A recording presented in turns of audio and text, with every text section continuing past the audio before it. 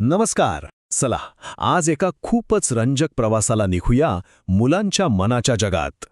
जे कोणी शिक्षक बनू इच्छितात त्यांच्यासाठी तर हे बालमानसशास्त्राचे सिद्धांत समजून घेणं म्हणजे जणू काही मुलांच्या मनाचा नकाशाच हातात मिळण्यासारखं आहे. मग करूया सुरुवात. तर सगळ्यात महत्त्वाचा आणि मूलभूत प्रश्न की मुलाचं मन, त्याचं व्यक्तिमत्व हे नक्की घडतं तरी कसं? तुम्हाला माहितीये, ह्याच एका प्रश्नाभोवती मानसशास्त्रातले कितीतरी मोठे सिद्धांत फिरतात. आणि आज आपण तेच सिद्धांत अगदी सोप्या भाषेत समजून घेणार आहोत. बरं, आजच्या या विश्लेषणामध्ये आपण काय काय पाहणार आहोत ते थोडक्यात बघूया. सगळ्यात आधी बालमानसशास्त्र म्हणजे काय त्याची ओळख करून घेऊया. मग विकासाचे काही महत्त्वाचे सिद्धांत बघू. त्यानंतर शिकणं आणि बुद्धिमत्ता यावर थोडं बोलू. आणि हो, काही महत्त्वाची मानसिक कौशल्यसुद्धा पाहू. आणि सगळ्यात शेवटी जे खूप महत्त्वाचं आहे की टेट परीक्षेच्या तयारीसाठी या सगळ्याचा उपयोग कसा करायचा. चला तर मग सुरुवात करूया आपल्या पहिल्या भागापासून, बालमानसशास्त्राची ओळख. बघा, कोणतीही मोठी इमारत उभी करायची असेल तर पाया मजबूत लागतो, बरोबर? अगदी तसंच मुलांचं मन समजून घ्यायचं असेल तर काही मूलभूत गोष्टी, काही संकल्पना आधी स्पष्ट करून घ्याव्या लागतात. सगळ्यात आधी ना, दोन महत्त्वाच्या शब्दांमधलं फरक समजून घेऊया: वाढ आणि विकास. अनेकदा आपल्याला वाटतं हे दोन्ही एकच आहेत, पण तसं नाहीये. वाढ म्हणजे काय? तर शारीरिक बदल, म्हणजे उंची वाढली, वजन वाढलं, हे बदल आपल्याला दिसतात, आपण मोजू शकतो. पण विकास ही खूप व्यापक संकल्पना आहे. यात मानसिक, सामाजिक, भावनिक असे सगळे बदल येतात. आणि सगळ्यात महत्त्वाची गोष्ट, विकास हा आयुष्यभर चालत राहतो. आता आपण भेटणार आहोत त्या लोकांना ज्यांना आपण मनाचे आर्किटेक्ट म्हणू शकतो. हो, हे तेच महान विचारवंत आहेत ज्यांनी मुलांचं मन कसं काम करतं, कसं घडतं याचे जणू आराखडेच म्हणजे ब्लूप्रिंट्स तयार करून ठेवले आहेत. यामध्ये सगळ्यात पहिलं आणि मोठं नाव आहे जीन पियाजे यांचं. त्यांनी काय सांगितलं तर मुलांच्या बौद्धिक विकासाचे 4 महत्त्वाचे टप्पे असतात. हे एका शिडीसारखं आहे असं समजा. अगदी लहानपणी बाळ स्पर्शाने, चवीने म्हणजे इंद्रियांनी शिकतं. थोडं मोठं झाल्यावर त्याची कल्पनाशक्ती आणि भाषा वाढते. मग शाळेत गेल्यावर ते तर्क लावायला शिकतं आणि किशोरवयात तर अमूर्त विचारही करू शकतं. म्हणजे प्रत्येक पुढची पायरी आधीच्या पायरीवर अवलंबून असते. आता लेव वायगोत्स्की यांनी जरा वेगळा विचार मांडला. त्यांनी सांगितलं की मूल एकटं शिकत नाही, तर समाजातून, इतरांकडून शिकतं. त्यांची एक खूप भारी संकल्पना आहे, झेडपीडी, म्हणजे झोन ऑफ प्रॉक्झिमल डेव्हलपमेंट. हा एक असा स्वीट स्पॉट आहे जिथे मूल थोड्या मदतीने एखादी गोष्ट शिकू शकतं. सोपं उदाहरण घ्या, सायकल शिकताना आपण मागून पकडतो ना, तो जो तात्पुरता आधार देतो त्यालाच वायगोत्स्की स्कॅफोल्डिंग म्हणतात. किती सोपं आहे बघा. एरिक एरिक्सन यांनी तर फक्त लहानपणाचा नाही तर संपूर्ण आयुष्याचा विचार केला. त्यांच्या मते आपलं आयुष्य म्हणजे 8 टप्प्यांची एक मालिका आहे आणि प्रत्येक टप्प्यावर एक मानसिक संघर्ष असतो. जसं की अगदी लहानपणी विश्वास विरुद्ध अविश्वास हा संघर्ष असतो. जर हे संघर्ष आपण यशस्वीपणे सोडवले तर आपलं व्यक्तिमत्व निरोगी आणि मजबूत बनतं. आपल्याला बरोबर आणि चूक यातला फरक कसा कळतो यावर लॉरेन्स कोहलबर्ग यांनी काम केलं. त्यांनी नैतिक विकासाचे 3 स्तर सांगितले. अगदी लहान असताना मुलं शिक्षा टाळण्यासाठी किंवा बक्षीस मिळवण्यासाठी चांगलं वागतात. मग जसजसं वय वाढतं तसतसे ते समाजाचे नियम पाळायला लागतात. आणि सर्वात वरच्या पातळीवर व्यक्ती समाजाच्या नियमांपलीकडे जाऊन स्वतःच्या नैतिक तत्वांनुसार निर्णय घेते. आता 2 खूप वेगळे पण महत्त्वाचे विचार बघू. एकीकडे आहेत सिग्मंड फ्रॉइड, जे म्हणतात की आपल्या मनात सतत एक युद्ध सुरू असतं. कोणामध्ये?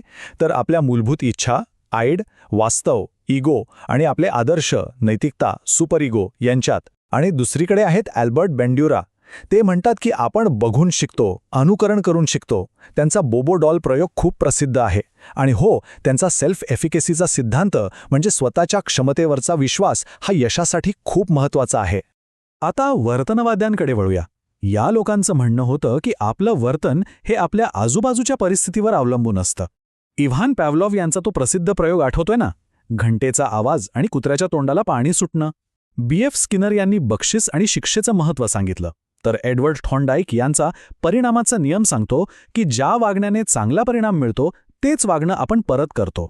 बरं, विकासाचे टप्पे तर आपण पाहिले, पण आता जरा मनाच्या आत डोकावून बघूया. मन कोणती साधनं वापरतं? म्हणजे शिकणं आणि बुद्धिमत्ता याबद्दल बोलूया. बुद्धिमत्ता म्हटलं की आपल्याला पटकन IQ आठवतो.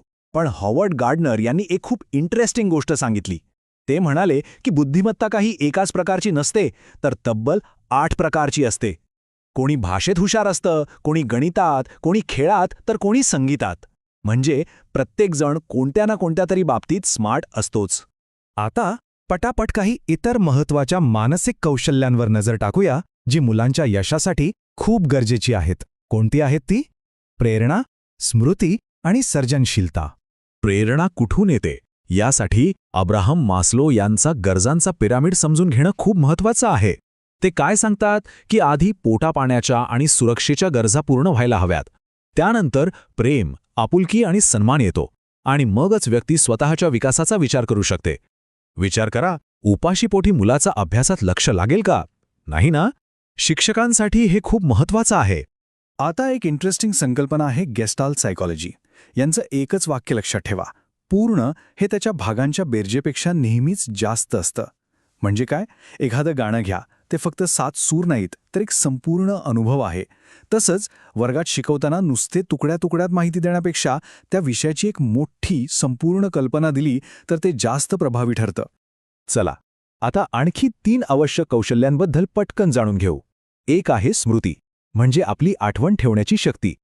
दुसरं आहे भावनिक बुद्धिमत्ता, जी डॅनियल गोलमन यांनी खूप प्रसिद्ध केली, म्हणजे आपल्या आणि इतरांच्या भावना समजून घेणं.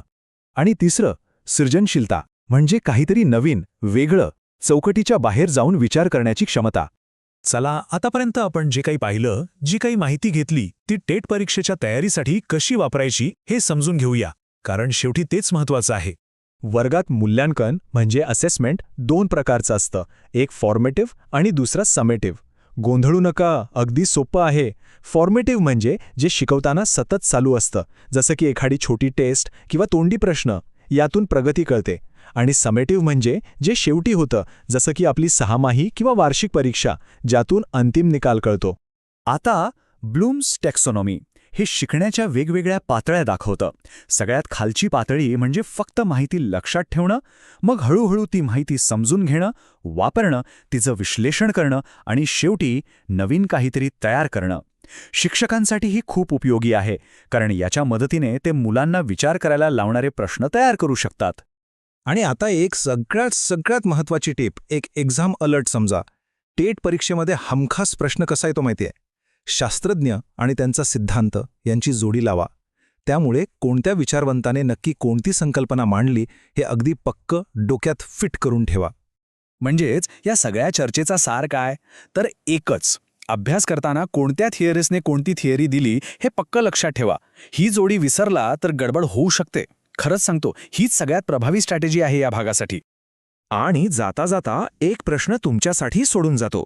जरा विचार करा, एक शिक्षक म्हणून जेव्हा आपण वर्गात उभे राहू, तेव्हा या सगळ्या सिद्धांतांपैकी कोणता सिद्धांत आपल्याला सगळ्यात जास्त उपयोगी पडेल? याचं उत्तर फक्त परीक्षेसाठी नाही, तर एक उत्तम शिक्षक बनण्यासाठी खूप महत्त्वाचं आहे. ठीक आहे, तर मग आजसाठी आपण इथेच थांबूया.